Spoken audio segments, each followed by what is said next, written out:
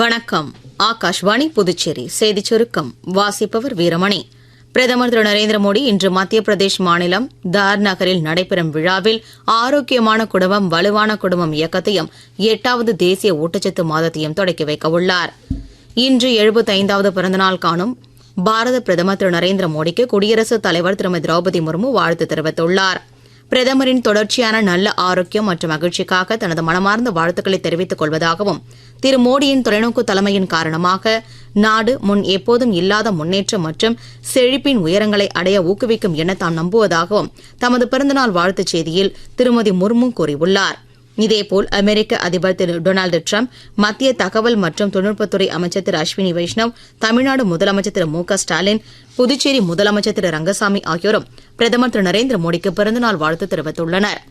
இந்திய பிரதமர் திரு நரேந்திர மோடியின் 75வது பிறந்தநாளை முன்னிட்டு இலங்கை முழுவதும் சிறப்பு பிரார்த்தனைகள் நடைபெற்று வருகின்றன.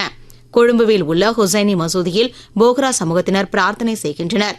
திரிகோணமலையில் உள்ள திரிகோணேஸ்வரம் கோவிலிலும் பல மத புனித தலமான கதிர்காமத்திலும் பிரதமருக்காக சிறப்பு பிரார்த்தனைகள் நடத்த திட்டமிடப்பட்டுள்ளது.